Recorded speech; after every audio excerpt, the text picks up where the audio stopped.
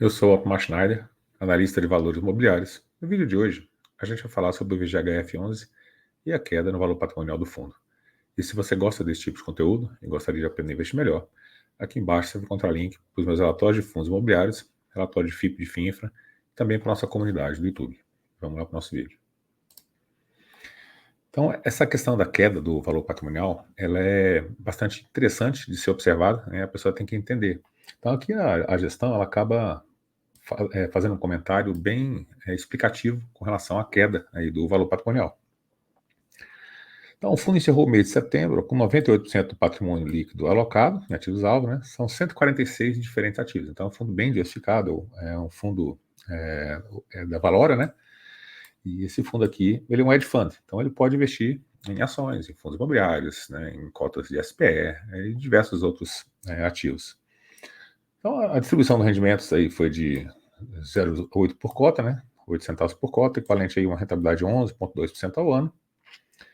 Ao longo dos últimos 12 meses, o fundo acumulou distribuição de 1,12 por cota. Daí eles fazem aqui com relação ao valor patrimonial da cota, né? Então, essa rentabilidade aqui, o IPCA mais 8,1, né? É sobre a cota patrimonial. Só que ele tem um desconto, né? O mercado, ele acaba tendo um desconto aí frente, né, ao valor patrimonial, ou seja, a rentabilidade é ainda maior do que essa que está marcada aqui. Então, ao longo do mês, houve uma variação negativa. Essa parte aqui, eu acho que é uma parte importante aqui para a gente falar sobre essa questão da variação negativa do patrimônio do fundo. Então, ao longo do mês, houve uma variação negativa do patrimônio líquido do fundo, né, ao redor de 6 centavos por cota. Então, o preço, o valor patrimonial dele caiu em torno de 6 centavos por cota. E essa queda foi devido, né, ao ajuste negativo da marcação a mercado na carteira de CRIs, indexados ao IPCA, decorrente de uma abertura das taxas da NTNB. Então, toda vez que você tem taxas mais altas da NTNB, você tem marcação de ativos para baixo. E isso acabou influenciando aqui o valor patrimonial do fundo. Lógico que quando a taxa, né, essa taxa da NTNB ela cai, né, os juros futuros caem, né, você tem uma aproximação aí dessa parte do patrimônio. E a parte que é fundo imobiliário, que é líquido, né, você tem essa variação diária. Então, quando o preço das cotas começarem a subir por conta de uma taxa de juros menor, o fundo também tem uma apreciação do valor patrimonial. Então, muita gente fica em dúvida, né, com relação a, poxa, o valor patrimonial está caindo, né, continua sendo um fundo que dá para investir ou não. Então, vários fundos imobiliários estão apresentando essa questão, né, de queda do valor patrimonial, e é completamente normal nessa época, né, de abertura de juros e de aumento de taxa de juros. Então ele fala que a carteira valor do fundo passou a apresentar aqui 37%, então ele tem dois tipos de carteira, um valor, que é para comprar e vender, e outro que é renda, né, que ele utiliza aí para pagar os dividendos. Então, a carteira de renda aqui é 62% do total aqui dos ativos do fundo, né? Então, o número de cotistas aí do fundo é bastante grande, então são 413 mil cotistas, né? O pessoal acabou pedindo para fazer um vídeo aqui sobre o fundo. E a liquidez dele é muito boa também, 3,5 milhões. Mas esses hedge funds, os FOFs, né, em momento de mercado de baixa, eles acabam sofrendo mais do que a média do mercado. Em momento de mercado de alta, ele acaba usufruindo, né, dessa alta e tendo uma performance melhor também do que a média. Então, ele é mais volátil, né? Tanto o hedge fund quanto o FOF, ele acaba sendo mais volátil. Aí que ele tem mais ou menos aqui que ele está investindo, né? Então está investindo bem aqui nessa parte de escritórios, né? Ele tem 140 e poucos ativos, quase 150 ativos, né? Mas a gente vê mais ou menos aqui as maiores posições dele, MOL, CVBI, que é recebíveis, HGB, que é escritório também, tem outros fundos aqui. Então são diversos fundos aí também, né? São muitas ações, então as ações de empresa aqui é Multipan, Allo, São Carlos, assim, né?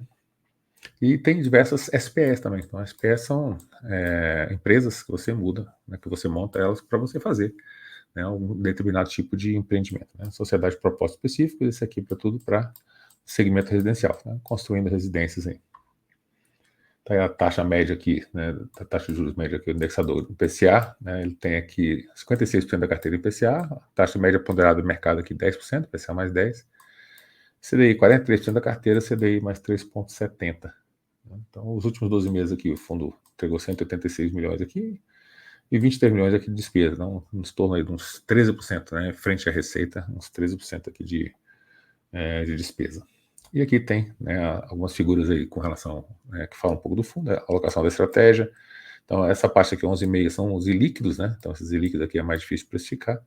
Esse crédito aqui, 55%, né, são os CRIs, e os fundos líquidos aí, FIIs e ações, 33,4%, que é fácil de vender líquido, é porque você consegue vender rapidamente ali na bolsa.